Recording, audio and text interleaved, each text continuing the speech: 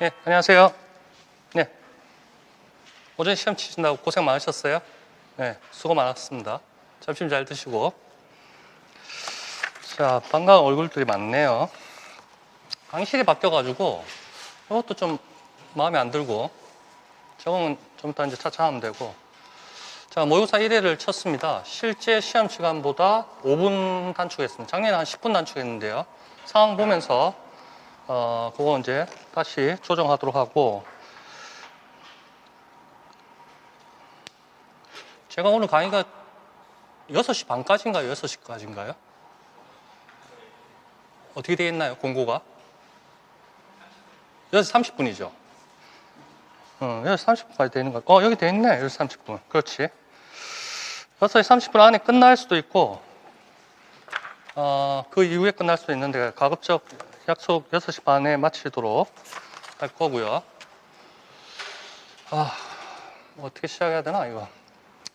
자, 모의고사 하여튼 여러분들 열심히 치시더라고요. 답안지 보니까, 이제 다들 잘 적으시고, 또 유독 또 아름답게 적는 사람들이 눈에 띄네요. 아주 마음에 듭니다. 또 정성껏 또 하시고. 자, 모의고사 이제 8회까지 되어 있습니다. 우리가 지금 한 시험이 몇 주 남았나? 한 8주 남았나? 9주 남았나? 8주 남았나? 9주가 남은 것 같기도 하고. 시간은 충분합니다. 그래서 이때까지 잘 따라오신 분들 대부분이 다 1단계부터 이론 강의 들으셨던 분으로 알고 있는데요. 혹시나 그렇지 않는 분이 있다, 아니면 인강생 중에 나는 이론 강의 안 듣고 모의고사만 치신다, 이런 분들이 있을 겁니다. 그런 분들도 물론 내공이 어느 정도인지는 제가 잘 모르지만 충분히 따라올 수 있고, 대신에 이제 2배, 3배 1월 달부터 열심히 따라오신 분들에 비해서는 달려야 될 것 같고요. 오늘 교재가 제가 좀 오버해서 95페이지까지 됐습니다. 작년에 많이 나가면 한 70페이지? 작년 7회까지 했는데요. 한 65페이지 보통 이 정도 됐는데 오늘 왜 이렇게 많은지 모르겠네. 하여튼 이 정도입니다. 이런 게 이제 8회까지 쌓일 겁니다. 근데 여러분들 제 특히 아시죠? 계속 반복한다는 거. 그래서 여러분들 시험장 들어갈 때는 요걸 다 여러분들이 째서 딱 아침에 다 눈에 바를 수 있도록 그렇게 하셔야 되고요. 작년도 걸 안 가져왔네. 이거보다 더 두꺼운데. 작년도 한 7회까지 하면 이 정도 두께 됩니다. 이거보다 조금 더 두꺼웠는지. 올해는 이제 더 많아질 거고요. 하여튼 자기 걸로 소화해야 됩니다. 남은 기간 충분하다. 자신감을 가져야 된다. 너무 힘들게 생각할 필요 없다. 즐겁게 공부하시면 즐겁게. 합격하시면 되고, 즐겁게. 예? 즐겁게 공부하면 즐겁게. 자, 문제지도 보셨겠지만, 문제 구성은 작년에 나왔던 거하고 그 과목별로 비중은 거의 똑같습니다. 거의 똑같고, 제가 이제 물어보는 작성 방법에서 이제 물음이 좀 많고, 실제 시험보다. 그 다음에 문제 자체가 조금 깁니다. 그 이유는 모의고사 치는 과정에서 또 이론 공부도 해야 되고 정리도 해야 되고 하니까 문제가 좀 길고, 실제 시험보다 시간도 좀 5분, 10분 짧게 하고 답안지도 다 깨끗하게 적고 그렇게 타이트하게 해서 실제 현장에 가서 시험 칠 때 적응력을 키우는 겁니다. 그래서 모의고사가 점수를 몇 점 받는데 이건 중요하지 않습니다. 지금 내가 맞고 틀린 건 중요하지 않고, 실수를 했는데 다음번에는 실수하지 않는다. 그게 제일 중요합니다, 여러분. 점수에 절대 연연하지 말고, 문제가 뭐 난이도가 어떠니 이거는 지금 중요한 게 아니고, 1회, 2회, 3회, 4회 올라갈수록 자기 내공이 쌓여야 됩니다. 일주일 단위로 뭐 6, 70페이지, 오늘 95페이지인데 자료가 나가면 그거를 일주일 내도록 복습을 하셔야 됩니다. 복습하시고 또 자료에 보면 손가락 표시를 해서 각 과목별로 페이지가 있습니다. 그럼 그거 찾아가서 눈에 찍고 색칠하고 그런 식으로 해서 자꾸 올라가야 됩니다. 1회부터 8회까지 가면 제 머릿속에 그 체계가 있습니다. 작년, 재작년도 마찬가지고 계속 누적돼서 쌓이게끔 이렇게 유도를 합니다. 그냥 무작대기로 지금 문제 만들고 있는 게 아니고 전체 8회를 하나의 시스템으로 보고 차근차근 계단 올라가면서 누적해야 됩니다. 그런데 작년이나 재작년이나 아깝게 시험에 좋은 소식을 못 들으신 그런 사람들은 자기 걸로 소화를 못 하기 때문입니다. 자기 걸로. 그래서 제가 1월 달부터 각 과목별로 이론 수업할 때, 기출문제풀이 또 내용 뭐 할 때 다 그 적중한 것들 앞 단계에 다 보여드렸습니다. 그걸 보시고 올해도 열심히 하시면 시험장에서 75점 가까이 다 맞습니다.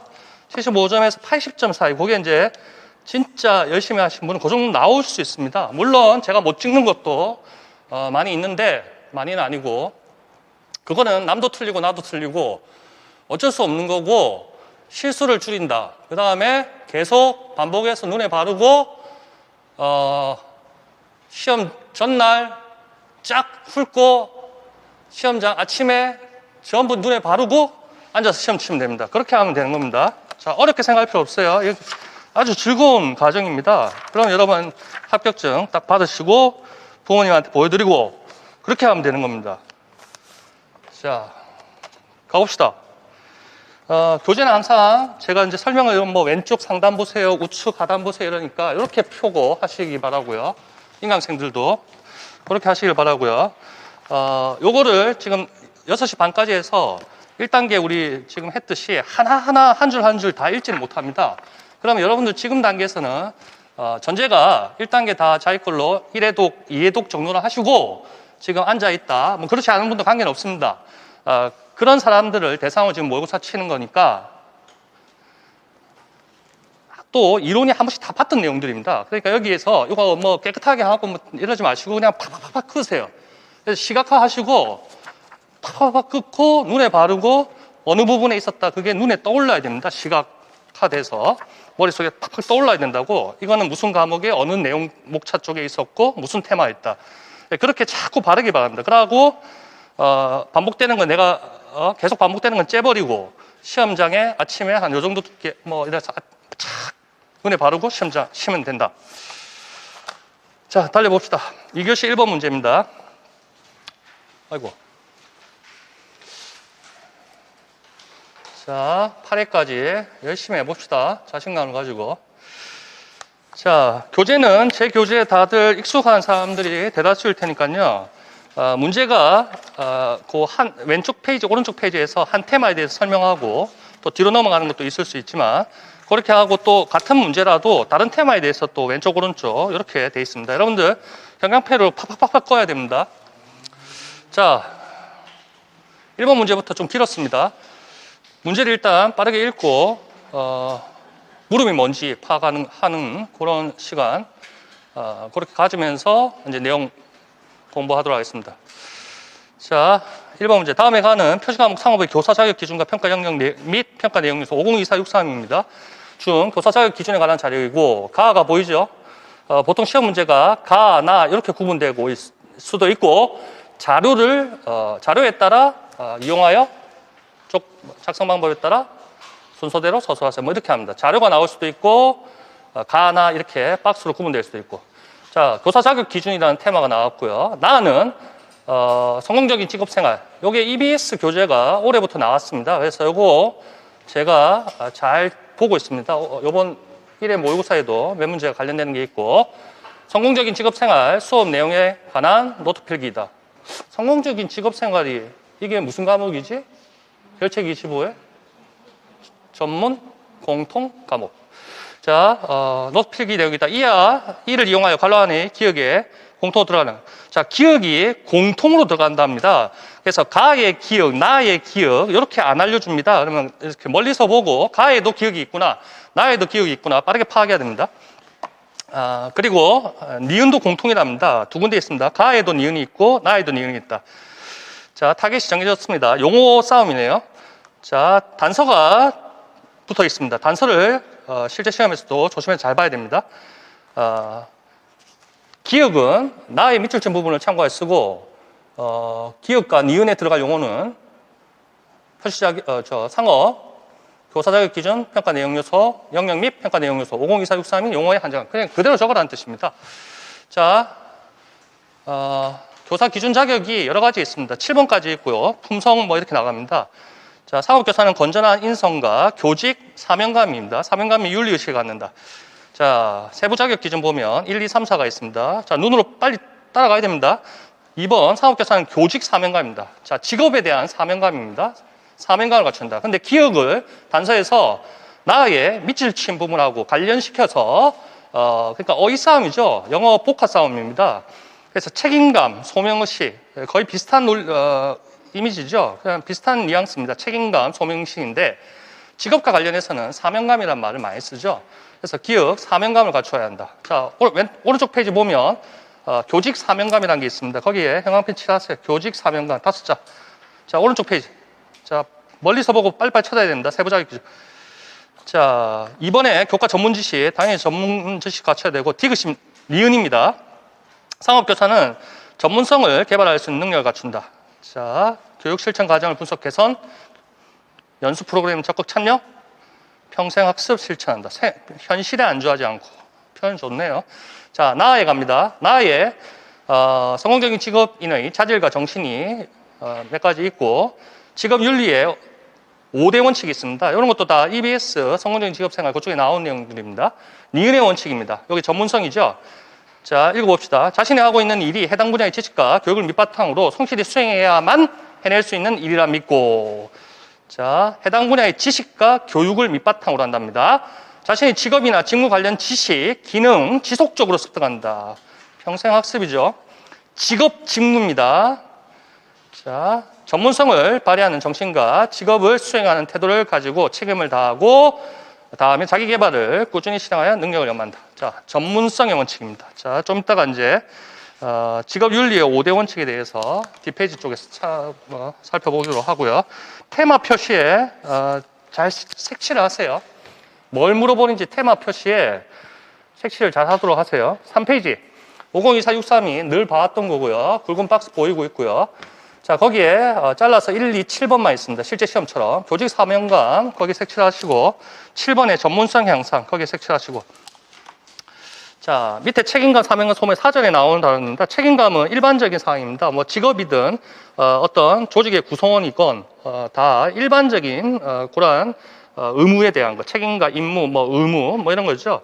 사명감은 뭡니까? 뭐 말 그대로 주어진 임무를 뭐 위에 거하고 뭐 크게 다를 바는 없습니다. 사명감은 이제 영어로는 미션이랍니다. 미션. 그 다음에 소명의식은 뭡니까? 콜이라죠. 그러니까 뭐 신이 뭐 하나님이든 부처님이든 누구든 불렀다는 겁니다. 부름을 받아서 그 부름을 받아 임무를 가지고 미션을 받고 그 미션을 손에 쥐고 세상으로 나아가겠다. 뭐 그런 뜻입니다. 뭐 사명감, 소명의식, 책임감 거의 비슷한 내용들이고요.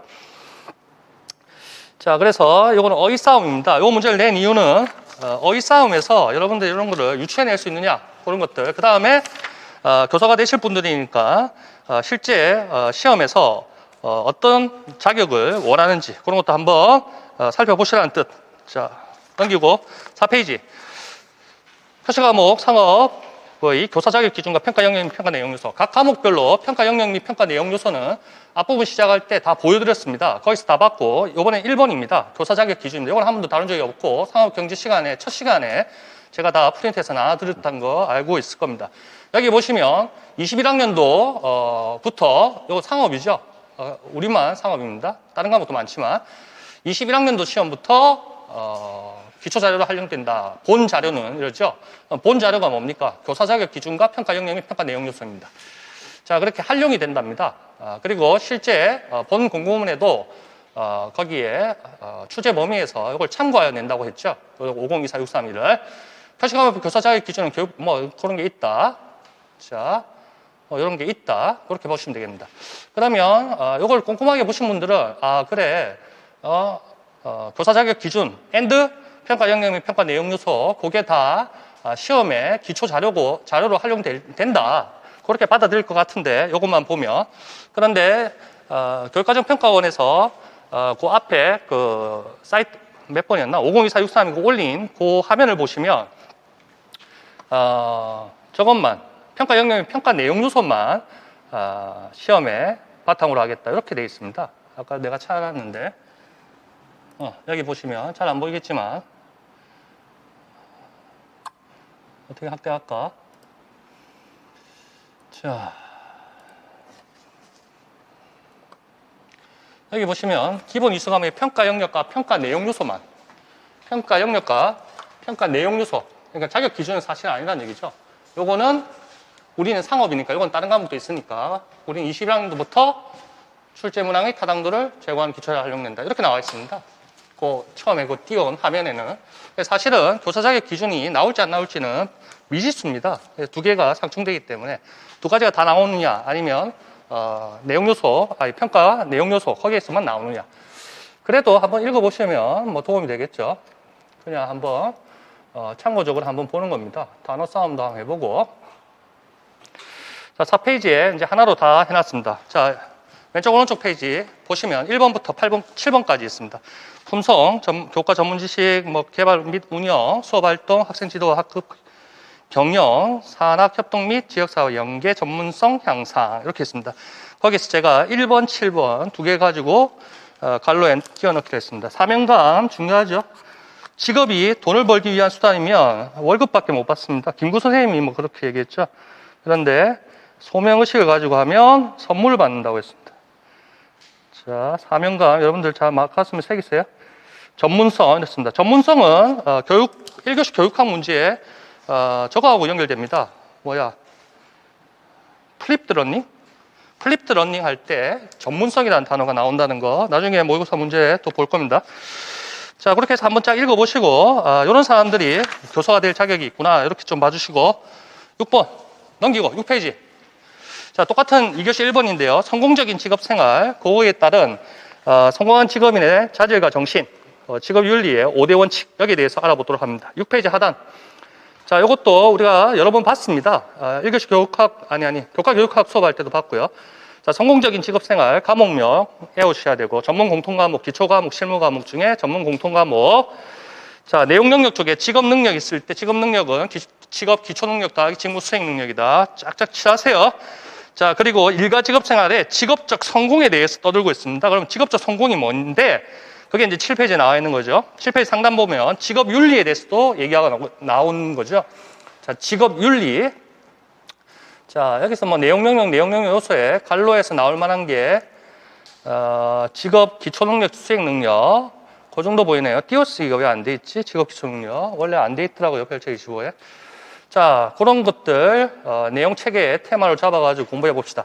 자, 7페이지 중간 부분입니다. 여러 번 봐왔던 거고 손가락 표시들 여러 군데 다 있죠? 자, 직무 능력, 직무 수행 능력을 의미한다. 해설서에서도 우리 같이 공부했었고요. 직업 기초 능력, 의사소통 능력, 조직 이해 능력, 뭐 여러 가지가 있었죠? 직업 기초 능력, 직무 수행 능력 있다는 거, 요거 두 개 다 구분할 수 있어야 됩니다. 대부분의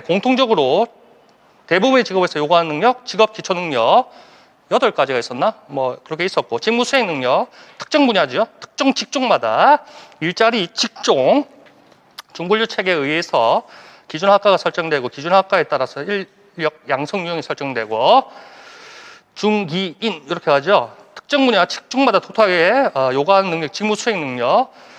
자, 지식, 기술, 태도, 지식, 기술, 소양, NCS 정의에도 나오죠. 자, 그런 것들 구별되고요. 밑에 요건 뭐 외울 필요는 없을 것 같습니다. 1번부터 8번까지가 있는데, 6번까지가 있는데 외울 필요는 없을 것 같고요. 자, 그런 게 있다. D페이지에 똑같은 내용이니까 넘기고 8페이지. 자, 위에 눈에 팍팍 찍으세요. 내용 영역, 직업윤리. 그걸로 관련 테마가 이제 9페이지 쪽에 나온다는 겁니다. 거기에 직업윤리에 대해서 테마가 한 장에 다 정리가 되어 있죠. 자, 이번에는 직업적 성공 8페이지입니다. 자, 시간 탓하면 안 되겠지만 지금 이 자리에서는 착착착 칠하고 자꾸 눈에 발라야 됩니다. 여러분들. 나중에 뭐 해계학 풀 때도 있을 거고 다른 문제 풀 때도 상세하게 뭐 하나하나 차근차근 하는 단계는 아니죠. 단계는 아니니까 일단 잘 색칠하고 잘 귀담아 듣고 그리고 집에 가서 일주일 동안 자기 걸로 만드시면 됩니다. 테마별로.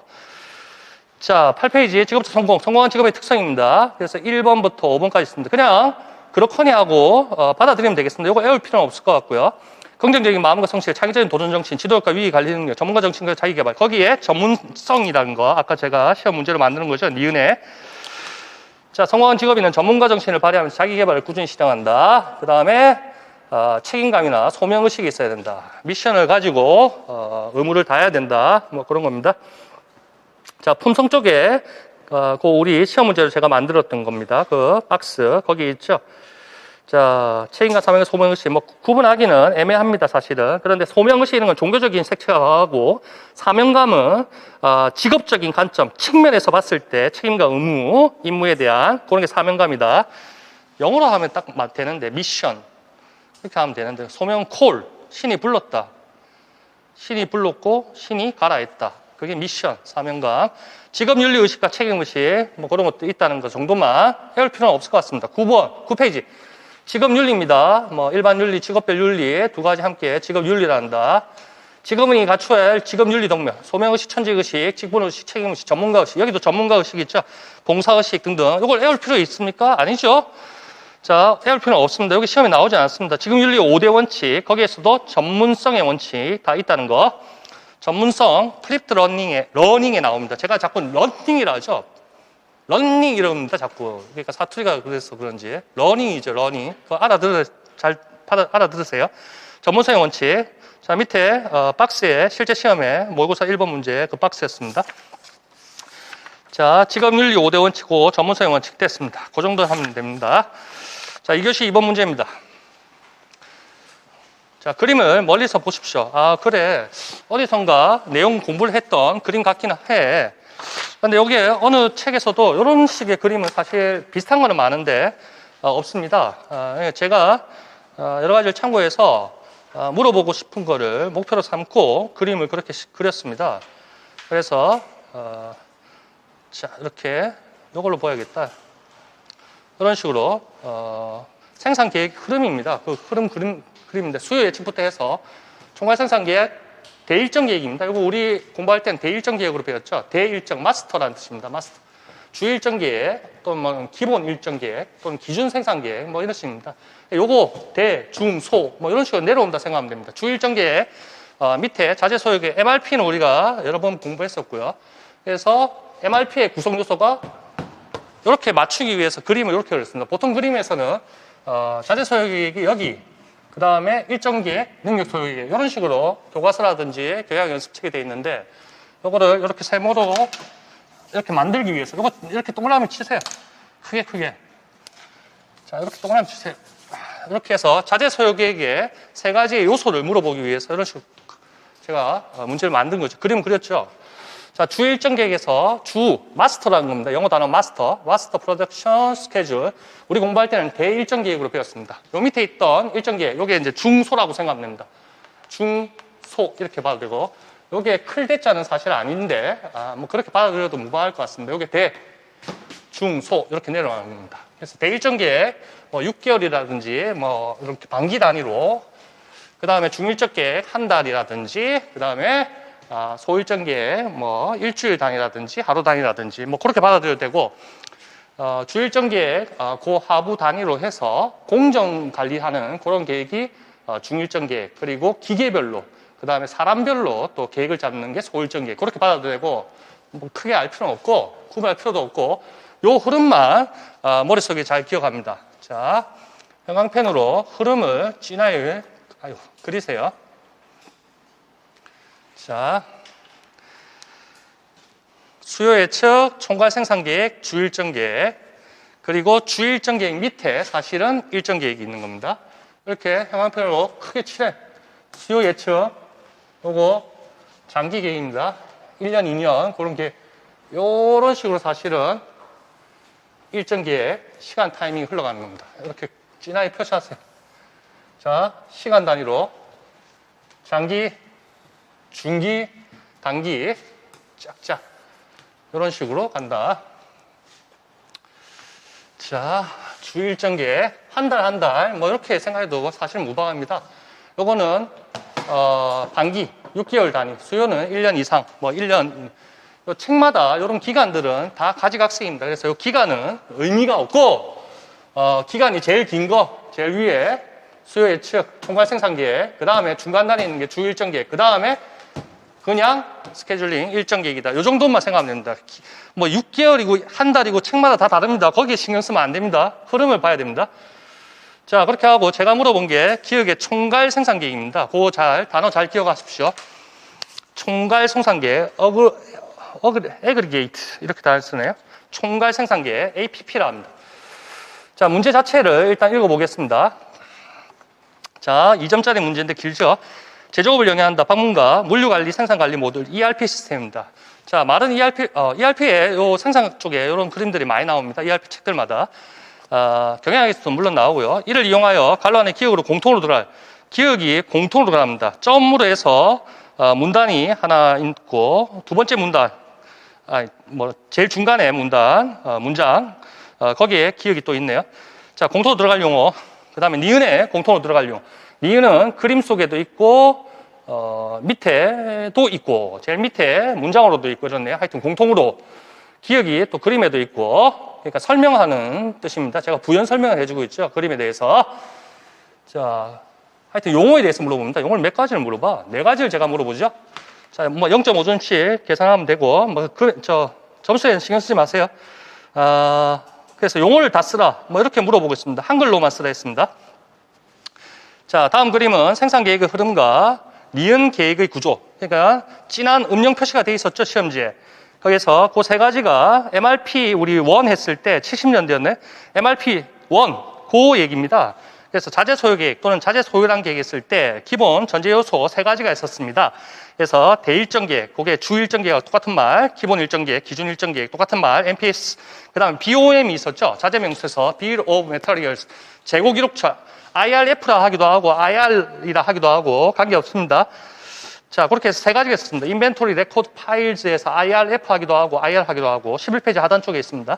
그래서 음영 표시된 거 자재 소요 계획의 전제 요소 세 가지 그 테마에 대해서 제가 묻고 싶었고 각종 그 ERP 책들 경영학 책에서 이런 그림들이 나옵니다. 그걸 제가 좀 편집해서 짬뽕해서 만들었고 이것도 잘 기억하세요. 그 다음에 어떤 ERP 책들 교과서들 보면 이렇게 또 비워놓습니다. 그래서 이렇게도 이렇게 묶으세요. 이렇게도 묶으세요. 이렇게도 묶으세요. 보통 요게 제일 앞에 오죠. 그래서 이렇게 테두리 치고 자재 소요 계획, 일정 계획, 능력 소요 계획 이런 식으로 경영 연습이나 교과서나 많이 배치가 되어 있습니다. 요거 동일 수평선에 있다는 거. 자, 그거까지 외워주시기 바라고. CRP는 어디서 또 봤지? CRP는 어디서 봤나? 여기서 나온 CRP 말고 Capacity Requirement Planning 능력 소요 계획. CRP 또 어디서 봤습니까? 연속 재고 보충 시스템? 맞나? VMI만 했을 때 우리 상업경제 그 앞쪽에서 봤었죠? 그럼 뭐가 나와야 되나? EDI. 이런 게 연결돼야 되죠. 그거 찾아보세요. CRP. 상업경제 앞부분에 있었고. 자, 그렇게 했고, 됐고, 됐다. 자, 이제 두 번째 점 보겠습니다. 기업 계획이라 했습니다. 총괄 생산 계획. 번역할 때 총괄 생산 계획 이렇게 쓴 거죠. 근데 일반화 되겠습니다. 총괄 생산 계획입니다. 총괄 생산. 이렇게 써주면 되겠죠. 기억에. 기초로 월별 생산 수준, 인력 수준, 재고 수준 등을 결정하는 중기 계획을 말한다. 중기 계획 잘 색칠하세요. 자, 총괄 생산 계획 그림에도 색칠하시고 그림에도 제가 다 오른쪽에 그 수평선이 있죠. 총괄 생산 계획 중기. 자, 그런 거 하고 기간은 뭐 크게 상관없고 보통 한 6개월. 그러니까 반기 단위로 한다. 그렇게 생각하면 되겠습니다. 6개월 단위. 즉, 기업이 수요나 주문의 시간적 수량적 요건을 만족시키기 위해서 생산 및 재고 시스템 능력을 전체적으로 파악해 조정해 나가는 계획이다. 뭐가? 총괄 생산 계획. 보통 6개월에서 1년의 중기를 대상으로 한다. 개월수 1년 이런 건 중요한 게 아니고 기간이 대중소로 상호 비교했을 때 중 기간을 대상으로 한다. 그것만 잘 기억하세요. 자, 지금 기억하고 있습니다. 총괄 생산 계획 중기 계획이다. 좋고요. 향후 약 1년간을 대상으로 수요 예측에 따른 생산 목표를 효율적으로 달성할 수 있도록 생산 자원의 효율적인 배분과 비용의 최소를 목적으로 수립된다. 이를 통해 장래에 일정 기간 동안 생산할 제품의 수량과 생산의 시간적 배분에 대한 계획이다. 이건 전반적인 계획이라고 생각하면 됩니다. 총괄 생산 계획, 전반적인 계획. 자, 1년 반 안에 1차, 2차 최종 합격하겠다. 그게 이제 수요 예측 장기 계획이라 하면 총괄 생산 계획은 어떻습니까? 그래, 상업 있잖아. 1교시 교육학, 2교시 교과 내용학, 전공 A, B 이렇게 나누는데 그러면 6개월씩 하나씩 다 마스터하면 되겠네? 끝내면 되겠네? 그래서 6개월 단위로 계획을 세웠습니다. 중간 단위로. 그게 총괄 생산 계획에 가깝다는 거죠. 그러면 그런 다음에 어떻게 합니까? 1월 달에는 상업경제, 2월 달에는 무역학, 3월 달에는 이런 게 뭡니까? 주일정 계획에 속한다. 이렇게 받아들이면 되겠습니다. 됐고, 세 번째 디귿 계획이 나옵니다. 이거 능력 소요 계획입니다. 그래서 이런 것도 제가 한번 물어봤습니다. 그러니까 그 책들을 그림을 자세히 보라는 뜻입니다. 능력 소요계획 혹시 모르니까 잘 기억해 주시고요. 자, 생산 능력은 어떻게 됐느냐, 기업이 그걸 맞추기 위해서 자재 소요계획, 그러니까 제품을 월별로 A 제품은 100개, B 제품은 200개, C 제품은 300개 이렇게 월 목표가 나왔습니다. 생산량. 그러한 게 주일정 계획에서 나왔다, MPS에서 나왔다. 그러면 거기에 필요한 자재에 대해서 어떤 계획들이 다 설정될 겁니다.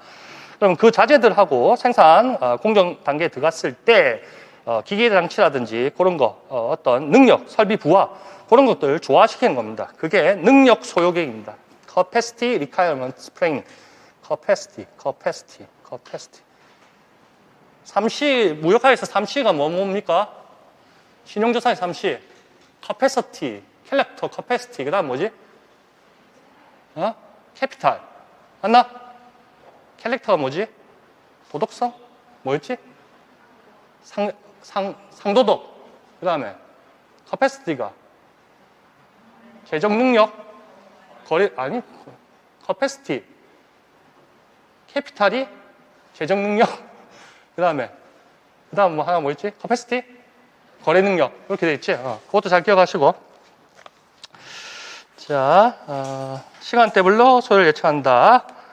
됐고, 또한 디귿의 능력 소요 계획은 생산의 계획대로 수행할 수 있도록 하기 위해서 주어진 작업량, 이걸 로드로 합니다. 부하가 걸렸다는 거죠. 그래서 작업 능력 비교하여 조정하는 것이다. 자, 작업하기에 필요한 공수, 몇 명이 필요하고 며칠이 필요하고 이런 게 공수입니다. 인원이라든지 시간, 맨데이 뭐 이렇게 해서 우리 제조 기업체에서 하죠.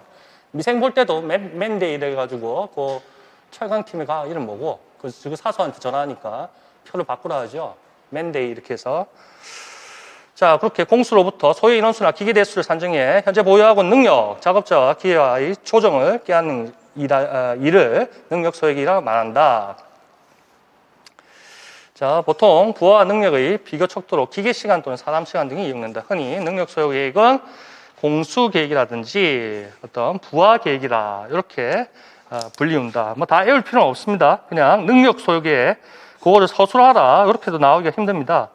그냥 갈라넣기 나오면 능력 소요 계획 CRP 적을 수 있을 정도만 되면 되고 그 그림 제가 만든 그림 그거를 달달 외우시고 삼각형 그려가지고 그 주일정 요거 삼각형 딱 그리면 되겠다. 그 삼각형 딱 그려가지고 MRP의 구성 요소 3가지라는 거 눈에 싹 바르기 바랍니다. 자,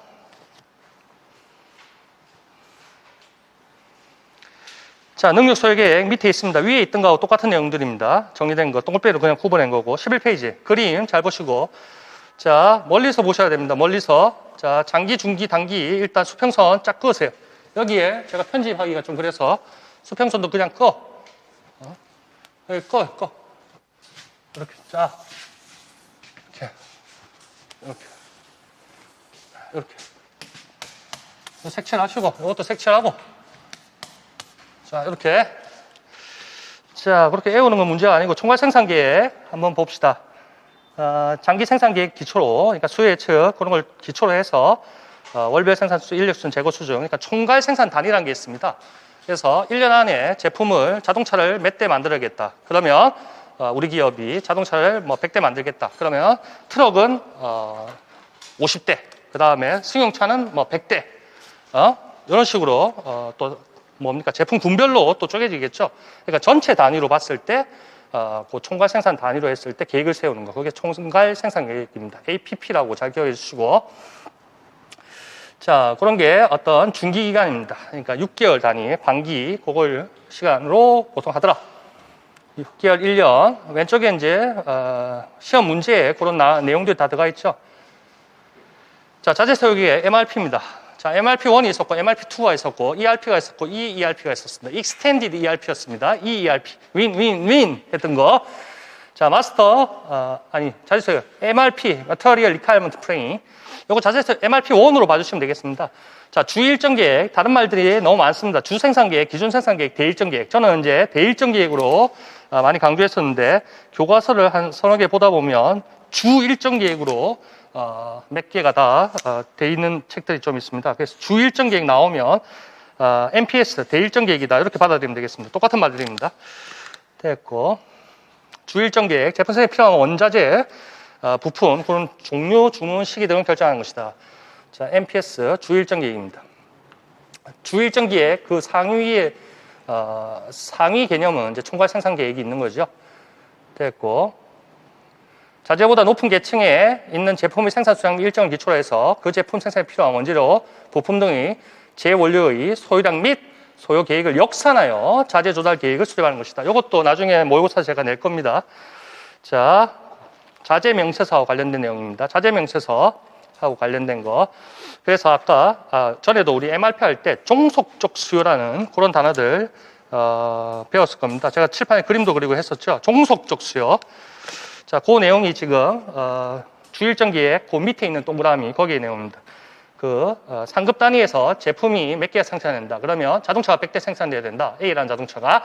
그럼 거기에 들어가는 엔진은 100개가 있어야 될 것이고 그 엔진에 무슨 부속품은 1000개가 있어야 될 거고 그 부속품에 또 다른 부속품은 10,000개가 있어야 될 거고 뭐 이런 식입니다. 그게 종속적 수요죠. 꼬리에 꼬리를 물면서 상급 기간이 몇 개 필요하면 하위에서 또 몇 개씩 필요하다. 그런 게 종속적 수요입니다. 자재 소요계 MRP. 자, MRP에 대해서 자재 소요 70년대였고요. 종속적 수요, 재고 줄일 목적. 이건 뭡니까? 재고 최소화가 목적이었죠. 목표. 우리 ERP 할 때도 배우고 생산 관리 할 때도 배우고 많이 배웠습니다. 재고 최소화였죠. MRP1. 자, 그 다음에 또 그 밑에 있는 자재 소요 계획 그것도 다 봤습니다. 전제 요소 3가지 그림에 음영 표시된 거 그게 지금 3가지죠. 대일정 계획, 자재 명세서, 재고 기록처. 자, 그거 기억하고 됐고 종속적 수요 알고 있고 재고 최소화를 목적으로 한다. 거기에 형광펜 칠해놓으시고 재고 최소화를 목적으로 한다. 뭐가? MRP1. 자재 소요 계획 적어도 되고 자재 소요량 계획 적어도 되고 답안지 같은 거 보시면 제가 정답 및 해설에 OR라고 되어 있는 거 있습니다. 그러면 여러분들이 2가지 중에 하나로 적었다. 그러면 맞는 걸로 채점하시면 됩니다. 굳이 채점하시겠다 하시는 분은 자, 요것도 맞고 요것도 맞다 이런 뜻입니다. 자, 넘기고요. 자, 고객관계 관리 시스템입니다. 2교시 3번 문제입니다. 이것도 좀 깁니다. 쓸데없이 기는데 쓸데없이 긴 이유는 이때까지 배웠던 내용을 본문 속에 다 넣어왔습니다. 문제 속에. 그래서 길지만 이때까지 배운 내용들이고 핵심은 맨 밑에 단락에 있습니다.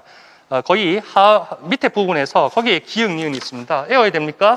안 외워도 됩니다. 운영적, 분석적 그거 2개만 기억해 주시고 시험에 이런 거 내지 말라는 측면에서 제가 먼저 낸 겁니다. 그러니까 그냥 이런 게 있다 정도 생각하시고 외우려고 하시면 외우시고 하여튼 자, 시험에 안 나오게끔 하기 위해서 유도하기 위해서 제가 만든 문제입니다. 자, 고객관계 관리 시스템 왜 그러냐면 그 이유는 나중에 설명해 줄게. 나중에 얘기해 드릴게. 12페이지. 자, 빠르게 읽습니다. 갑니다. 기업들은 고객과의 관계를 관리하기 위해서 고객관계 관리 시스템을 이용한다. 알고 있고요. 고객관계 시스템 수익과 고객만족, 고객 유지를 최저화할 수 있는 고객 관련 서비스 판매, 마케팅. 자, 문단 구성을 멀리서 보시면 서비스 판매, 마케팅 이런 식으로 두 번째 문단이 서비스, 세 번째 문단이 영업, 그러니까 마케팅이죠. 판매. 그 다음 문단이 마케팅 부분. 이렇게 해서 문장의 구조가 일관성 있게 내려가고 있습니다. 1문단, 2문단, 3문단이. 자, 서비스 판매 마케팅은 모든 비즈니스 프로세스 조정하는 데 필요한 정보를 제공한다. 이 정보들은 기업이 가장 수익성의 고객 파악 어쩌고 저쩌고 판매를 증대하도록 지원한다. 두 번째 단락에서 고객관계 관리 시스템, 자, CRM 시스템입니다. 여러 측면에서 고객을 분석한다. 고객 서비스 판매 마케팅 이런 식으로 돼 있죠. 콤마. 자, 그 밑에 단락에서 고객 서비스 모듈은 콜센터 헬프데스크 고객 지원 효율성을 높이겠다. 그 밑에 단락 영업 자동화 SFA 모듈 해올 필요 없습니다. 그런 거에 대해서 CRM이 지원한다. 그런 내용이고, 그 다음 단락, 마케팅 모듈이라는 게 있다. 자, 그렇게 해서 고객관계 관리에 대해서 떠들고 있습니다. 자, 음영 표시된 부분. 자, 앞에서 설명한 고객 서비스 영업 마케팅 그 문단이 그렇게 나눠진 순서되어 있죠. 관련된 주요 고객관계 소프트웨어들이 제품들은 오라클도 있을 것이고 많죠. 다음도 있을 것이고 다음이 아니고 뭐야? 도전도 있을 것이고 그러나 소프트웨어 제품들은 다수의 상위형 원천들에서 제공된 고객 정보들을 통합하는 가운데 자 MRP든 MRP 아니고 CRM이든 ERP든 통합이라는 단어들 많이 들어가죠. 통합하는 가운데 비즈니스 프로세스를 지원한다. 이러한 소프트웨어 제품들은 고객관계 관리에 무슨 관점과 무슨 관점 모두와 관련된 지원 기능을 포함되어 있다. 그래서 무슨 관점에서 문단을 나눠서 이제 설명하고 있습니다. CRM 시스템은 크게 운영적 분석적, 협업적 고객관계관리 시스템 세 가지로 나눠진다. 요거는 이제 유통관리사 책에 이런 게 나오고요. 그 다음 흰 책에 나옵니다. 흰 책에. 흰 책에 있는 거 몇 페이지를 제가 문단으로 이렇게 짜집기 해서 문제를 낸 겁니다. 자, 뭐 굳이 외울 필요는 없을 것 같지만 그래도 알고 있으면 되겠죠? 알고 있으면 뭐 도움이 될 수 있겠지. 자, 기억입니다. 운영적 고객관계관리 시스템, 콜센터, 고객 서비스 지원, 영업자동화, 마케팅 자동화를 위한 도구들과 같은 고객 응대 애플리케이션을 포함한다. 뭐 그렇답니다. 니은, 분석적 고객관계 시스템, 비즈니스 성과 향상에 필요한 정보를 제공하기 위한 목적으로 운영적 고객관계관리 시스템 애플리케이션에 의해 생성된 고객 데이터를 활용 분석한다. 실제 시험 문제지에서는 분석이라는 단어를 제가 뺐습니다. 원래 그 분석적이 답이잖아요. 니은이. 그래서 분석이라는 단어 힌트를 안 드리기 위해서 원래 분석이라는 단어가 있는데 그걸 활용으로 제가 단어를 바꿨죠. 교체했을 뿐입니다. 자, 하는 애플리케이션 포함한다. 분석적 고객관계 관리 시스템 애플리케이션은 운영적 고객관계 관리 시스템과 고객 접점에서 접점하면 뭐 어디 마케팅에서 뭡니까? 고객 접점 마케팅 뭡니까? 에모 뭐였지? 모멘트 오브 트루스 맞나? MOT였나? MOT 마케팅 뭐 이런 게 있었죠. 실제 시험 문제에서도 접점 이런 게 나왔었죠. 은행 했을 때. 은행 맞나? 뭐 파레토 법칙 했던 거기에서도 접점 마케팅. 그래서 앞으로 나올 수 있겠나? 스칸디나비아 항공사 칼얀슨 맞나? 그거 기억하면 됩니다. MOT 나오면. 자, 포함합니다. 고객관계 시스템 애플리케이션은 운영적 고객관계 관리 시스템과 고객 접점에서 제공한 데이터를 통합한 데이터 웨어하우스, 데이터 마트, 데이터 마이닝, 데이터 웨어하우징이 나죠. 그러니까 데이터의 통합, 저장 장소, 뭐 큰 아주 진짜 영화에서 보는 그런 대량 서버 이런 걸 생각하면 되겠죠. 자, 그런 데이터 웨어하우스에 기반을 두며 온라인 분석, OLAP, 그걸 잘 기억해 주세요. OLAP, 온라인 분석 처리, OLAP. 자, 그건 내가 단어를 안 적어놨나? 밑에 있죠?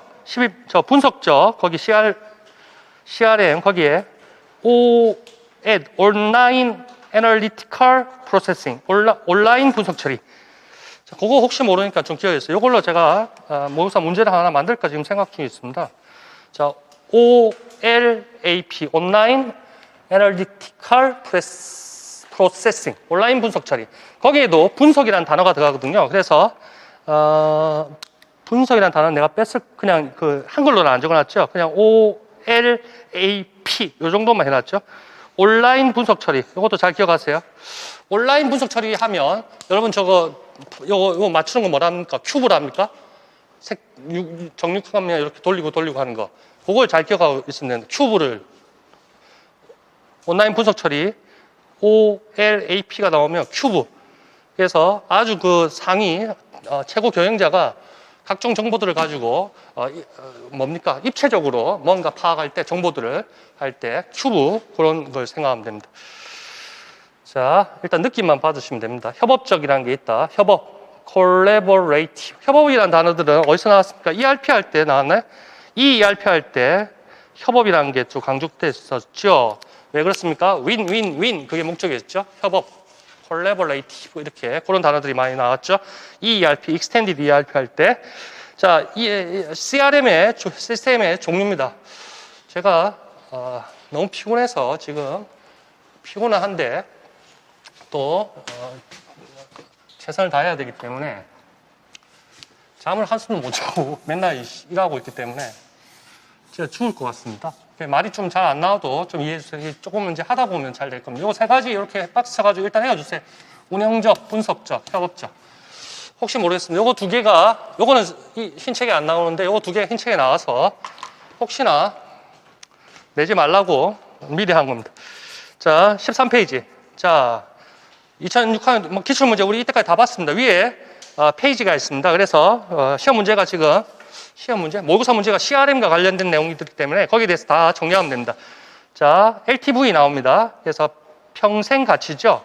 사실은 앞에 고객이라는 단어가 있어 커스터머 LTV 뭐 이런 식으로 돼야 될 텐데 일단 평생 고객 가치 그렇게 그냥 받아들입시다. 평생 생애 가치 또는 평생 고객 가치 동일한 뜻입니다. LTV 나왔다 CRM 바로 때리면 되고 그 다음에 뭐 중요한 내용들 뭐 다 있죠. 인터넷 고객 맞춤 서비스 좋고요. 고객 특성에 맞는 마케팅 활동 계획 지원한다. 자, CRM, SCM, KM, ERP, 그럼 뭡니까? 전산적 애플리케이션 아키텍처에서 피라미드 그림, 그거 머릿속에 바로 떠올려야 됩니다. 자, 중간에 있는 CRM, 자, 데이터베이스 마케팅의 1대1 마케팅, 관계 마케팅. 자, 오란시 이렇게 발전하고 있죠. 원투원 마케팅, 1대1 마케팅, R, 릴레이션 마케팅, 관계 마케팅, C, 고객 관계 관리, 오란시 이런 식으로 발전하고 있습니다. 됐고, 평생 고객화, 평생 고객 가치 좋고요. RFM 분석, 그런 걸 근거로 분석을 한다. 데이터 마이닝 도구로 하고 있고, 데이터 웨어하우스, 장소 단위입니다. 그래서 기업 전사적 관점에서 데이터 웨어하우스, 그 하부 단위에 각 부서 단위로 했을 때 데이터 마트 이런 식으로 나옵니다. 자, 전사적 관점의 데이터 웨어하우스, 각 부서 단위가 데이터 마트. 자, 그리고 그러한 기회를 탐색하는 게 마이닝, ing가 붙었죠. 그러니까 탐색하는 과정이란 거죠. 자, 그 세 가지를 합해서 데이터 웨어하우징 이렇게 ing 붙여서 그렇게 한다는 거 여러분 봤습니다. CRM과 관계된 테마라는 거 여러분 다 알고 있고요.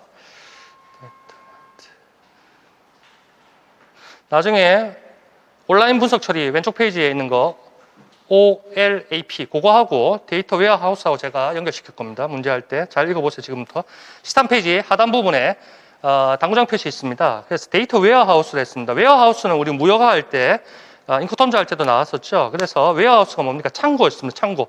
데이터는 데이터, 정보죠.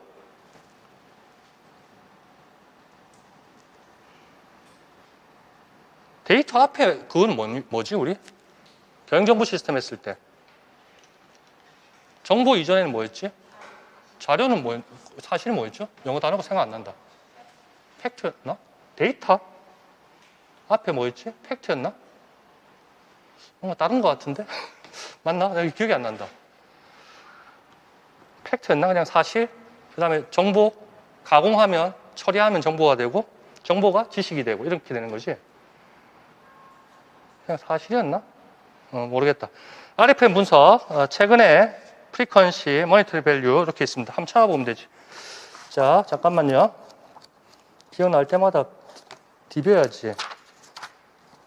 자료, 데이터. 나와야 되지 않나, 여기에?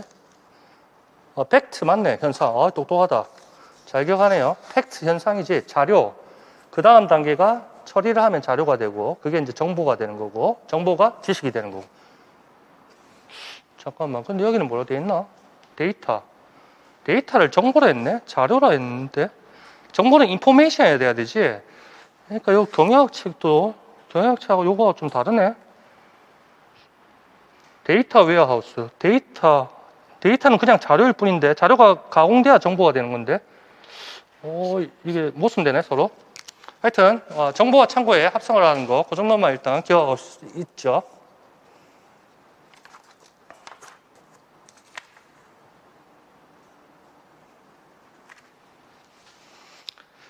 정보가 가공돼서, 인포메이션이 됐다 칩시다. 그래서, 정보와 창고의 합성어다. 자, 요거는 IBM 나올 겁니다. 데이터 웨어하우스 했을 때, 역사적 탄생 배경 했을 때 IBM, 그렇게 나옵니다. 인몬이라는 놈이 있습니다. 그래서 후반 인몬. 그거 잘 기억하시고, IBM 잘 기억하시고, 그러면, 데이터 웨어하우스의 역사적인 탄생 배경이구나.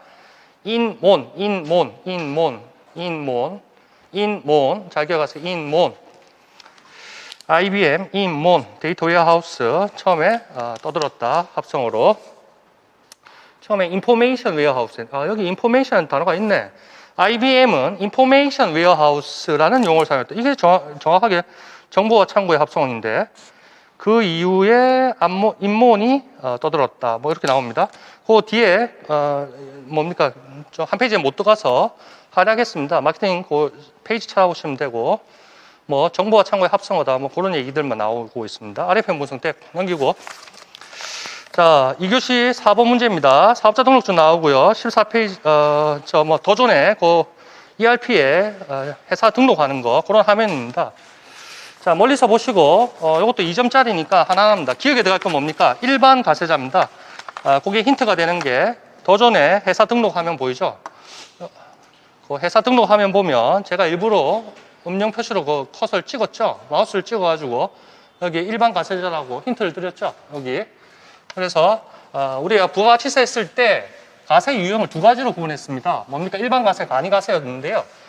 올해 법이 바뀌어가지고 간이 갈로 열고 세금계산서 발급하는 간이 가세제가 하나 생겼습니다. 가세 가세사 그 반대 개념은 면세고 이렇게 가세 유형 여기에 클릭하게 되어 있습니다. 저는 일반 가세자고요. 저는 개인 사업자지만 간이 가세제가 안 되는 업종이기 때문에 일반 가세일 수밖에 없습니다. 자, 그래서 이런 것도 다들 잘 적으셨을 건데 여러분들 교과서들을 뭐 회계 교과서, ERP 뭐 여러 가지 뭐 세무 그런 교과서 보면 전부 법인 사업자를 다 대상으로 합니다. 주자를 다 붙이죠. 이렇게 하는데 여기 일반자를 적고 이러습니다. 이게 틀렸고 사실은 법인이라면 여기 법인 사업자 이렇게 돼야 된다고요. 그것도 교과서마다 다 틀렸더라고요. 자, 그래서 제가 여기서 강조하는 것은 사업자 등록증이라는 거 실무상인 서류를 보고 저기에 들어가야 될 게 부가가치세 가세 유형의 두 개주 중에 일반 가세제냐 간이 가세제냐. 저는 전문가이기 때문에 간이 가세제가 될 수 없기 때문에 일반 가세제가 답이 될 수밖에 없다. 뭐 그런 내용들 주소는 바꿨고 됐고. 그다음에 니은에 요거 주사업장 총괄납부 적으신 분도 있을 텐데 이건 사업자 단위 가세입니다. 그래서 사업자 단위 가세 그 정확하게 글자를 적어야 됩니다. 사업자 단위 가세. 그래서 부가가치세 세무 회계 시간에 그거를 꼭 정리해야지 마음먹었는데 요거를 요번에 꼭 정리를 했습니다. 그래서 오른쪽 페이지 한 페이지 그 뒷페이지에 두 개를 비교해서 제가 정리해 놨습니다. 17페이지에. 자, 그렇게 하고 15페이지 세무회계 시간에 우리 봤지만 부가가치세 납세 의무자입니다. 그럼 사업자라는 거 있고 또 제가 수입에 대한 납세 의무자 이렇게 있죠. 크게 봤을 때 사업자입니다. 사업자 등록 여부 그런 거하고도 무관하다 있었죠. 무관하다 있습니다. 자, 거기에 사업자 요건 1, 2, 3, 4 있습니다. 제한 용역 공급해야 되고 제한 또는 용역 공급해야 돼. 저는 뭡니까? 용역을 공급하는 사업자고 계속 반복성을 띄어야 되고 독립성을 이어야 되고 그러니까 뭡니까? 주종관계가 있으면 안 되죠. 종업원이 사업자가 아니라는 얘기죠. 영리 목적성 불문합니다. 영리 목적 여부에 불문하고 계속 반복적으로 독립적으로 제한 용역을 공급하는 자 그게 부가가치세법상 납세 의무자인 사업자다 그렇게 보시면 되고 그러한 사업자 중에 가세 유형이 일반 가세자, 간이 가세자 그렇게 나눠진다. 그렇게 하기 이제 흐름이 따라가는 겁니다. 15페이지 사업자에 대해서 요건가 해서 사업자를 떠들고 있고 그 다음에 중간 부분에 그렇게 해서 결국에 부가가치세의 납세 의무자인 사업자는 어떻게 분류되느냐 가세사업자인데 면세는 부가가치세법상 납세 의무자가 아니니까 요것만 우리는 알고 있으면 되고 도전 화면에 클릭이 딱 돼 있는 거 봐서 일반 가세자 답을 적어달라. 그래서 눈썰미가 얼마나 있는지 그런 걸 테스트하는 겁니다. 그래서 실제 시험장에서도 당하지 말고 문제 속에 항상 답이 있으니까 눈썰미 있게 전체를 봐야 됩니다. 전체를. 자, 이렇게 해서 8천만 원, 옛날에 4,800인데 지금 바뀌었죠? 자, 그렇게 돼 있고 법인 사업자는 간이 가세제가 절대로 안 됩니다. 법인 사업자는 무조건 그럼 뭡니까? 일반 가세제가 돼야 된다는 거죠. 자, 그렇게 해서 부가가치세 납세 의무자 사업자 됐고요. 간이 가세 배제, 요거는 전에 없던 내용인데 한 사람이 한 회사가 개인 회사가 여러 지역에 사업장을 가질 수 있습니다. 그럼 부가가치세법상 사업자 단위로 신고하고 납부해야 되기 때문에 원칙이 그 사업장마다 사업자 등록을 신청하고 사업자 등록증을 발급받아야 되는데 부산에 있는 사업장이 일반 가세자라면 서울에 있는 사업장은 간이가세자 절대로 못 된다. 그런 뜻이 간이가세 미적용 사업장 보유 사업자 그런 사람들은 간이가세 적용을 배제하겠다. 자, 그런 거고요. 자, 간이가세 배제 업종 영위자들이 있습니다. 뭐 그런 거요. 애울 필요는 없고요. 그 전문가들 그런 사람들은 무조건 뭐 일반 가세 해야 된다. 그런 뜻 됐고 뭐 애울 필요 없습니다.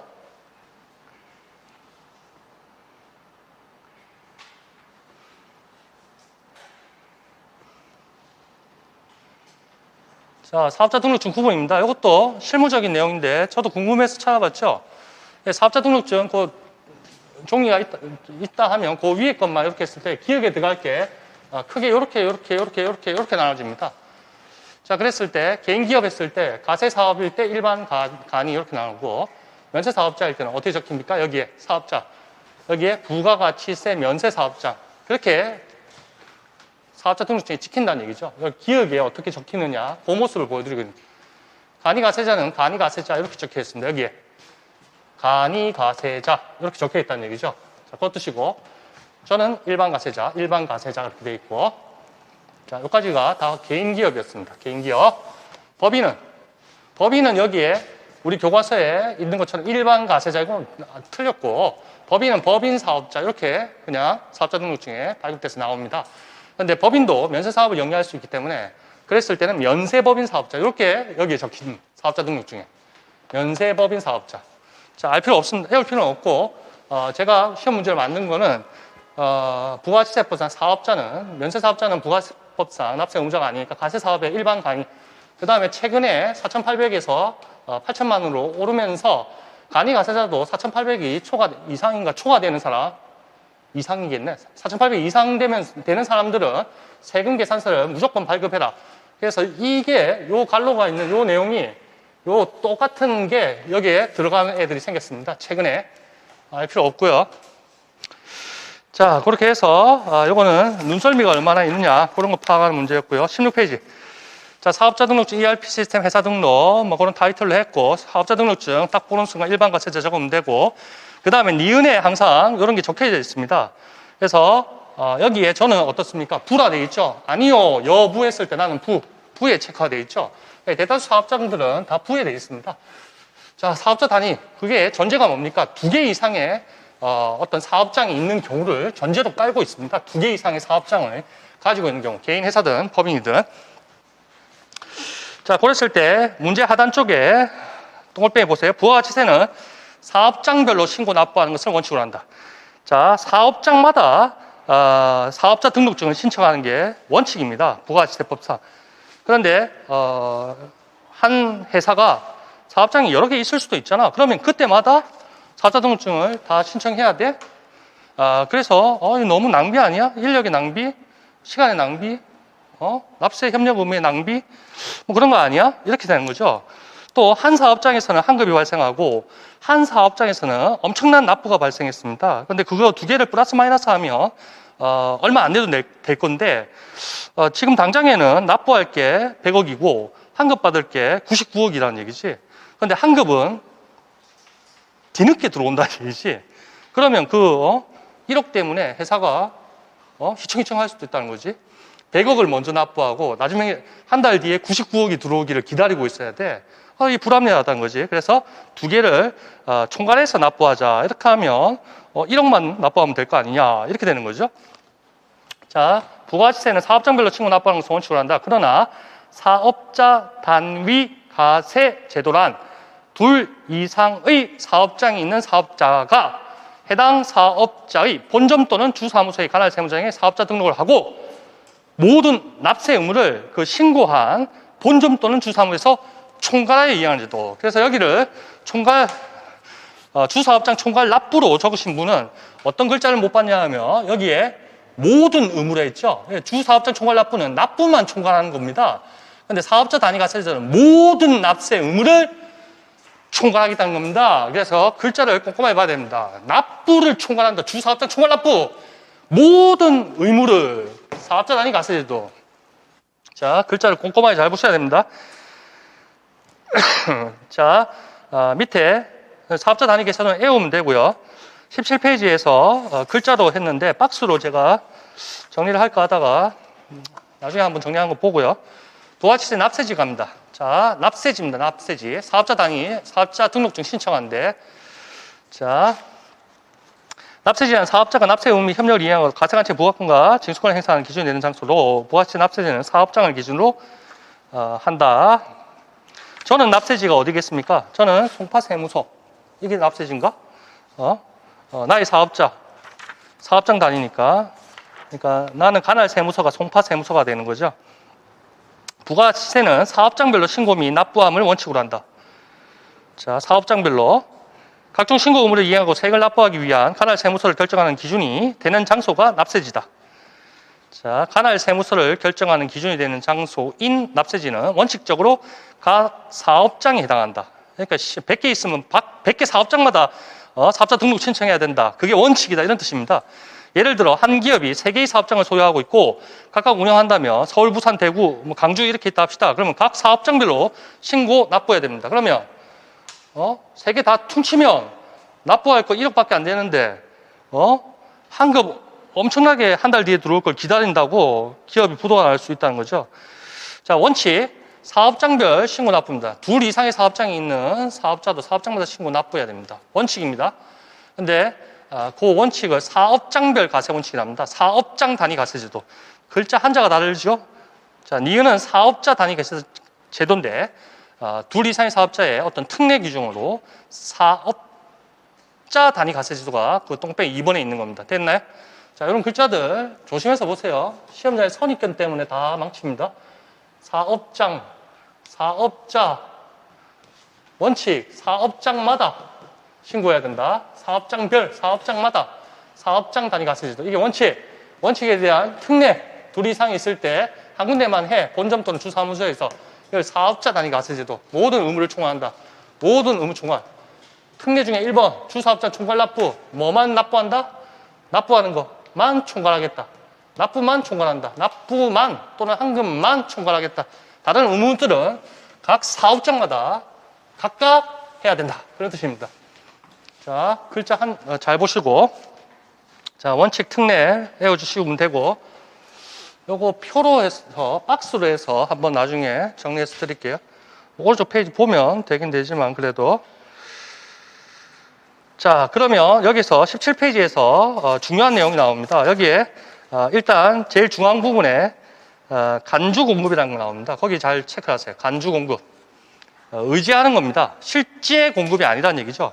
그래서 실지 공급이 아닌데 공급에 간주하겠다. 그래서 간주 공급이라는 단어를 씁니다. 간주 공급. 대가 관계가 없다. 그래서 무상 공급. 그런 의미입니다. 거기에 상대되는 개념이 여기 있죠. 실질적 공급. 대가 관계가 있다. 이거 한번 체크하시고. 자,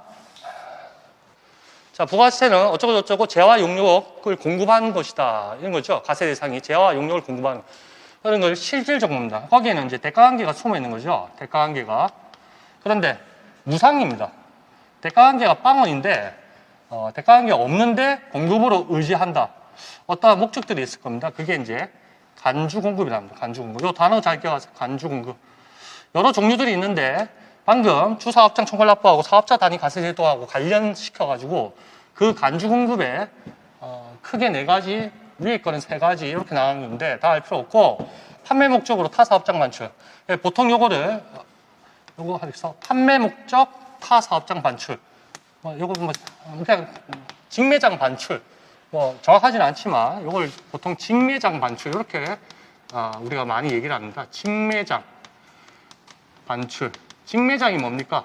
판매 어떤 설비를 갖추고 판매하는 장소죠. 직매장 반출. 이게 엄밀하게 똑같은 건 아니지만 거의 유사하게 받아들여지고 있습니다. 타 사업장, 판매 목적 타 사업장 반출, 직매장 반출 이렇게 받아들이고 있다. 재화의 공급으로 보지 않으므로 세금계산서를 발급하지 않아도 된다. 자, 그거는 위에 거하고 관련시킨 거고. 자, 이제 위에부터 가보겠습니다. 자, 상단 부분에 동글빼기 1번, 그러니까 특례 규정이죠. 왼쪽 하단에 있는 거. 그 주사업장 총괄 납부 제도입니다. 그 용어를 잘 기억해야 되고요. 납부만 총괄하겠다. 2 이상 사업장이 있으면 A, B 플러스 마이너스 해서 납부만 총괄하겠다. 또는 환급만 총괄하겠다. 그런 거. 하단 부분에 동글빼기 2 사업자 단위 가세제도 있다는 거. 둘 다 2 이상 사업장이 있을 때 사업장별로 신고 납부하는 사업장 단위 가세제도의 특례, 예외적인 기준이더라. 규정이더라. 자, 주사업장 총괄 납부 처음부터 가보겠습니다. 주사업장 총괄 납부 제도라. 여기서 주사업장이 뭡니까? 주된 사업장을 의미합니다. 그럼 둘 중에 주된 사업장이 어딘데? 이렇게 합니다. 그럼 법인이라면 본점 또는 지점에서 선택. 거기 잘 체크하세요. 본점 또는 지점에서 선택. 밑에 세 번째 밑에. 개인은 주사무소, 분사무소는 안 됩니다. 자, 그런 게 박스로 정리될 수 있어야 됩니다. 여러분들 한번 해보세요. 저도 해드릴게요. 법인의 경우라면 본점 또는 지점에서 선택. 자, 밑에 사업자 단위 가세제도 눈이 가야겠죠? 사업자 단위 가세제도는 주된 사업장이 뭡니까? 법인이라면 본점만. 그래서 시험 문제도 사업자 등록증 하단에 법인의 본점만 나오죠. 그래서 지점이 아니라는 얘기입니다. 사업자 단위 가세제도는. 그래서 모든 의무를 했기 때문에 총괄 납부 사업장 하면 틀리고, 그 다음에 본점 지점 선택한다는 말이 없기 때문에 그냥 무조건 본점이기 때문에 사업자 단위 과세 정답일 수밖에 없다. 주사업자 총괄납부는 틀릴 수밖에 없다. 그런 얘기입니다. 자, 다시 올라가서 동일한 사업자가 둘 이상의 사업장을 소유했을 경우 주사업장 총괄납부를 신청하면 신고는 각각 사업장에서 하고 하여튼 모든 납부만 제외하고 모든 의무는 각각 사업장에서 해야 됩니다. 하고 납부만 주사업장에서 할 수 있는 제도, 그게 주사업장 총괄 납부 제도다. 각 사업장별로 계산된 납부세액 또는 항세를 통산 플러스 마이너스 가감한다는 얘기입니다. 한 후에 잔액을 주된 사업장 관련 세무서에 납부하거나 환급받게 된다.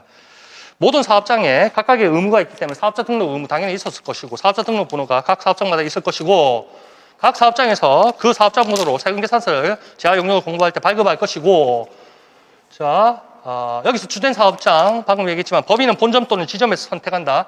자, 법인에서 서울에 본점이 있고 지점이 제주도에 있을 수 있고 여러 군데에 있을 수 있습니다. 그 상법상 본점을 내고 그 다음에 이제 지점이 되죠. 그래서 법인 등기부 등본 보면 지점 등기가 따로 있습니다. 자, 본점, 지점, 그 중에서 선택한 사업장을, 납세자가 선택한 사업장을 주사업장 총괄납부 사업장으로 본다, 주된 사업장을 본다, 그런 뜻이고, 개인의 경우라면 주사무소랍니다. 그래서 표현이 약간 다르지만, 개인 회사라면 법인의 본점의 개념이 주사무소라는 단어를 쓴다. 그렇게만 구별해 주세요. 그래서 개인은 본점, 지점 이런 말은 안 합니다.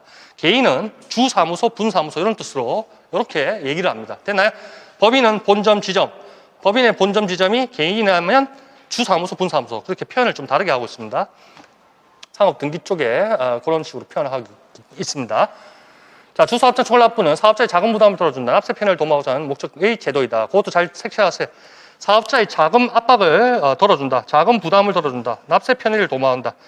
그 목적에 대해서 서술하다 나올 수 있습니다. 그거 형광펜 칠하나 에우세요. 일단 에워놓으세요. 주사업장. 그럼 이제 좀 이따가 이제 보면 그림 보고 설명드리면 압니다. 자, 일단 에우세요. 자금 부담, 자금 압박을 피하게 해준다. 자, 아래의 그림과 같은 경우 그림을 쫙 보세요. 일단 사업장별 과세 원칙 각 사업장마다 해야 되는데 각 사업장마다 하기 때문에 직매장도 사업자 등록 번호가 있는 사업장이고 제주장도 사업자 등록 번호가 있는 사업장. 그래서 각 사업장마다 부가세를 신고 납부해야 된다 이런 뜻입니다. 자, 한번 봅시다. 자, 그렇게 사업 원칙이 사업장별 과세 원칙, 사업장 단위 과세 제도라면 사업자가 아닙니다. 사업장 단위 원칙 과세 제도라면 각 사업장별로 납부 의무를 이행할 때 납부 시점과 항시 시점의 차이로 인하여 사업자의 자금 부담이 발생할 수 있다. 한번 볼까? 자, 5월 1일 날 제주장에서 매입을 했습니다. 직매장에서는 6월 1일 날 매출했습니다. 각각의 사업장입니다. 그래서 각각 사업자 등록증 아까 같은 사업자 번호가 있는 각 사업장입니다. 자, 이거는 뭐 서울에 있고 얘는 부산에 있다 합시다. 그랬을 때 같은 4, 5, 6입니다. 그러니까 1기 확정 신고 기간이죠. 그랬을 때 뭐 법인이라 가정하고 아니면 개인은 1월부터 6월이니까 여하튼 부가세 신고 대상 기간이 똑같고 얘는 어떻습니까? 매출세액은 빵입니다. 매일 그 전액끼리 공급했기 때문에 아까 뭐라 했습니까? 무상 공급이 됐죠. 실제 거래가 아닙니다. 유상 대가를 받지 않고 그냥 직매장에 운송만 시켜서 창고에 서울에서 만들어가지고 부산의 창고에 그냥 넣어준 겁니다. 그래서 매출세액은 빵입니다. 계산서 아플 필요가 없지. 유상으로 제가 대가 지급하는 건 또 아닌데 매입세액은 100입니다. 여기 5월 1일날 매입할 때 공급가액이 1,000원이고 거기에 10%에서 매입세 1,000원입니다. 환급 나왔네? 다른 건 없다고 가정합니다. 단순하게. 환급은 언제 받습니까? 7월 25일날 신고하면 30일 뒤에 받습니다. 그럼 8월 20일날 돈이 국세청에서 100원이 법인 통장으로, 요 제주장 법인 통장으로 꼽힌다는 얘기입니다. 그런데 얘는 어떻습니까? 6월 1일날 판매를 했습니다. 매입세액이 빵입니다. 여기서 세금계산서를 발급 안 했으니까 크로스 되는 거지. 얘가 빵이니까 얘도 빵이겠지. 얘는 어떻습니까? 120원에 팔았습니다. 1,200원에 팔았겠지. 그럼 120원에 부가세를 납부해야 합니다. 납부는 언제입니까? 7월 25일. 환급은 언제입니까? 8월 24일. 어이씨, 두 개 퉁치면 20원만 납부하면 치우면 되는데 120원을 7월 25일 날 먼저 납부하고 약 한 달 뒤에 100원이 환급 들어옵니다. 이게 뭔 꼴이란 말이야. 똑같은 회사인데. 자, 그래서 이러한 자금 압박의 문제. 지금 돈 주고 나중에 돈 한 달 뒤에 받아. 그럼 기업이 월급 줘야 되는데 회사.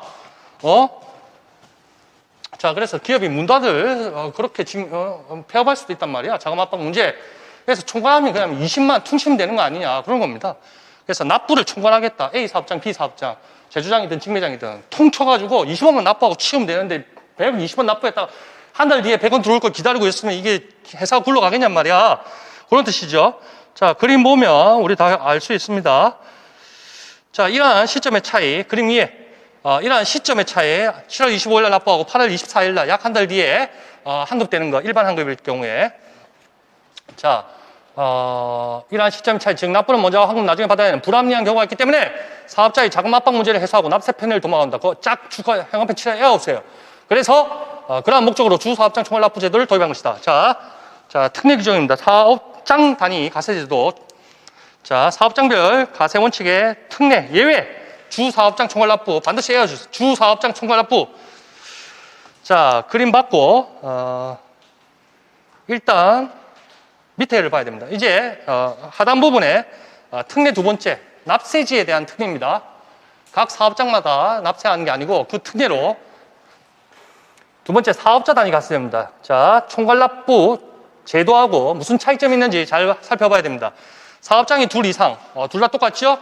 사업자가 둘 이상의 사업자가 사업장이 아닌 사업자 단위로 모든 납세 의무를 이행한 모든이라는 글자 잘 봐야겠죠? 모든 납세 의무.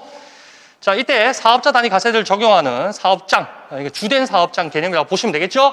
법인은 본점입니다. 지점하고 둘 중에 선택한다? 총괄납부 제도하고는 다르다는 얘기죠. 그래서 지점은 결코 될 수 없다. 마찬가지 논리로 개인은 분사무소는 절대 될 수 없다. 총괄납부 사업장도 분사무소는 될 수 없었죠. 이런 거를 여러분 왁구로 해서 표로 한번 정리해 보세요. 자, 한번 해봅시다. 주사업장 총괄납부 한 개 잘 보일까? 주사업장 총괄납부 사업자 단위 가세제도. 법인이라면 어떻게 한다? 법인이라면 본점 또는 지점 중에 선택 이렇게 가야 되죠. 사업자 단위 가세제도는 본점만 이런 게 객관식 문제하면 많이 나올 텐데 개인 회사라면 어떻게 됩니까? 주사업장만 얘도 주사업장만 주사업장만 그러니까 분사업장 안 된다는 얘기입니다. 주사업장 주사업장이 아니고 주사무소만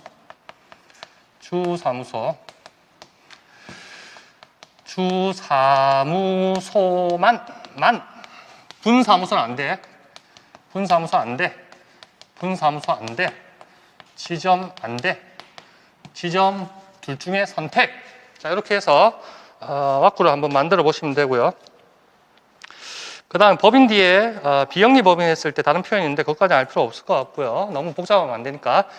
자, 세 번째 동그라미 사업자 단위 가세제도 적용받는 사업자는 사업자 등록, 세금계산서 발급, 신고, 납부 또는 환급 등등등등등등등 모든 부가시세법상의 일체의 의무를 사업자 단위 가세 적용 사업장, 그러니까 주된 사업장의 개념이라고 보면 되겠습니다. 법인일 때는 신고한 본점, 개인일 때는 주사무소 신고한 사업자 단위 가세제도로서 생고한 그 사업장에서만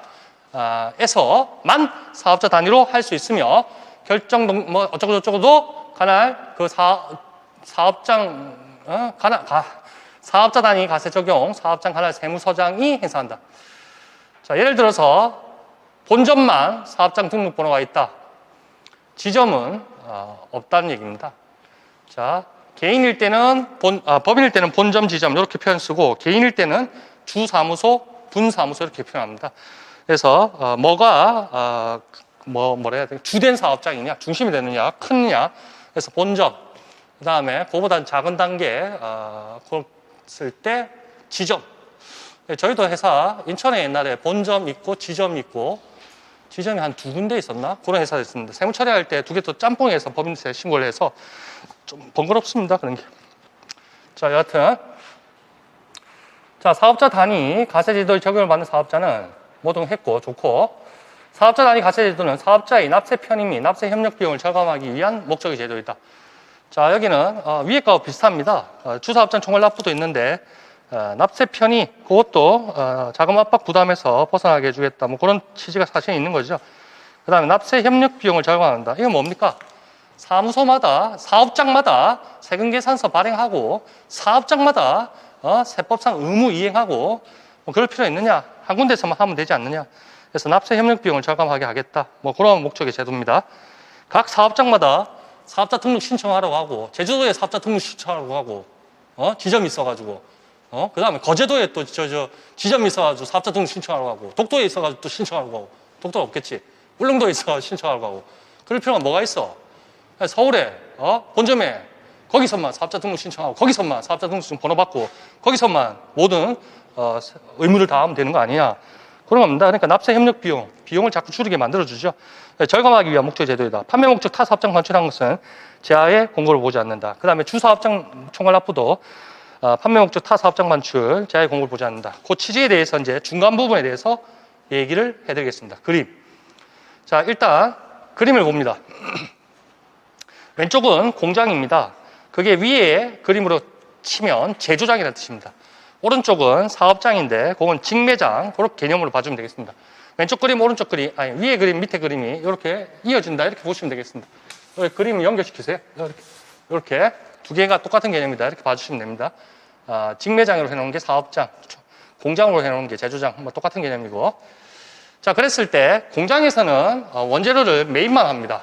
그리고 직매장에 판매 시설을 갖춘데 그냥 트럭으로 실어다 주면 직매장에서 판매 사업, 판매 목적, 그러한, 요 판매 목적 사업장에서 이제 매출이 일어나는 거죠.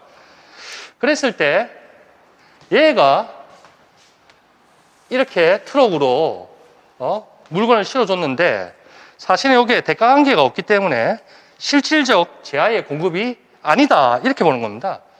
그런데도 왜 공급으로 의지하느냐, 간주 공급으로 봐야 되느냐. 이것도 납부 압박을 덜어주기 위함입니다. 자금 압박, 납세자의 자금 압박을 덜어주기 위한 겁니다. 얘가 이 자체를 무상, 대가관계가 없는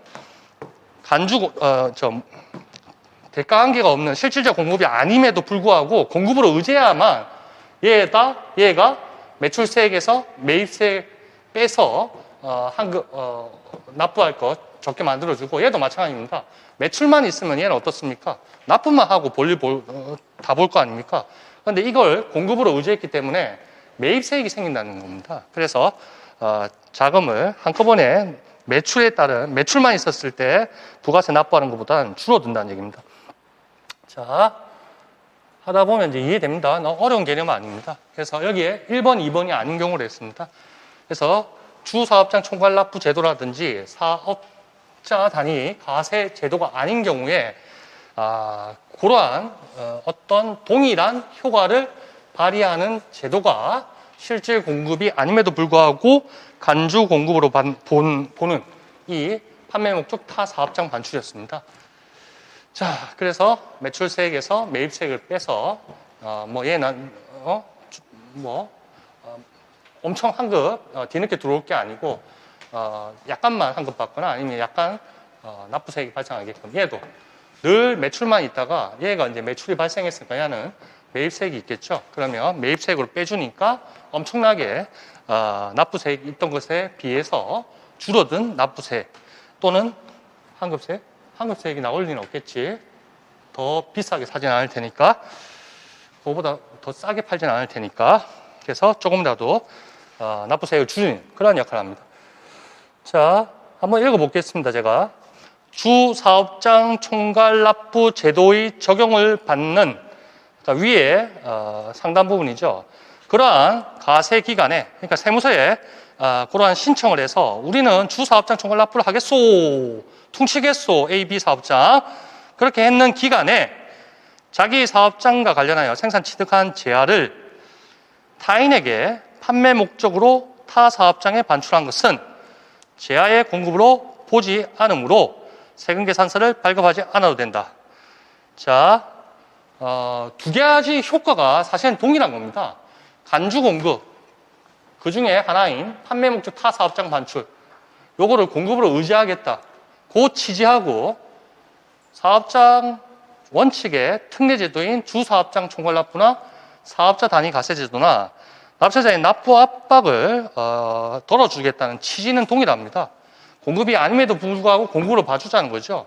얘는 매출세액 발생, 매입세액 빼고, 얘는 매입세액이 없을 게 생겼고, 그러니까 납부세액이 줄어들게 되고, 취지가 동일하다는 거죠. 자, 그렇기 때문에 타인에게 주사업장 총괄납부 적용을 받는 그러한 가세기간이라면 판매 목적으로 타 사업장에 반출한 것은 제야의 공급으로 보지 않는다. 따라서 세금 계산서를 발급하지 않아도 된다. 취지가 중복될 필요는 없다는 얘기입니다. 주사업장 총괄납부하면 납부 퉁치는데 굳이 간주공급으로 의제해서 세금 계산서 발급할 필요가 없다는 겁니다. 더블로 혜택도 못 받는데 말라 더블 일을 해. 자, 간주공급에 대해서 거기에 이제 개념을 설명하고 있고, 용어에 대해서 설명하고 있습니다. 공급 의제. 대가한 게 없다, 무상공급이다. 여러 가지가 있습니다. 잘 기억이 안 나네. 자계, 사패, 뭐 이렇게 나누는 거. 면비직, 이렇게 나누는 거 하는데 다 알 필요 없고요. 혹시 모르니까 시험 문제 하나 만들어 보고 나중에 되겠고. 지금 하는 부분만 잘 이해하면 됩니다. 다만, 여기 다만입니다, 다만. 요건 이제, 경리 담당자가, 회계 담당자가 주사업장 총괄납부 제도를 적용받고 있는데, 세금 계산서를 발급했다는 거야. 다만 타 사업장 반출 시에 착오로 경리 담당자가 위에 세금 계산서를 발급하지 않아도 된다 했는데 주사업장 총괄납부 제도를 적용을 받기 때문에 이러한 판매 목적 타 사업 반출한 경우에는 안 와도 되는데 경리 담당자가 착오로 간주 공급인 줄 알고 세금 계산서를 발급해서 그렇게 신고를 했어. 그러면 제야의 공고를 본다. 이렇게 됩니다. 왜냐하면 효과가 동일해. 굳이 이거를 안 해도 될 일을 했다. 그래서 이제 자금 압박을 회피하겠다. 그것도 받아들여진다는 거죠. 안 해도 될 일을 했어. 그러면 제야의 공급으로 네가 그걸 신고를 했으니까 그걸 공고를 보겠다. 어차피 결론은 동일하니까. 자, 이 경우 직매장에서 매입세 공제를 받기 때문에 제조장에서는 공급으로 모아 부가세를 납세한다. 자,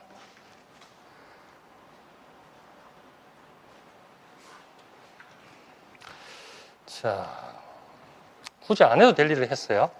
다만이라는 그거는 그 첫 번째 줄 적용을 받는 가세기간이 거기에 걸리는 겁니다. 자, 그런 내용들이 있습니다. 간주 공급에 대해서 다음에 또 한번 열심히 한번 해보죠. 안 해도 될 짓을 왜 하냔 말이지. 안 해도 납부 총괄하면 플러스 마이너스 제로 될 텐데.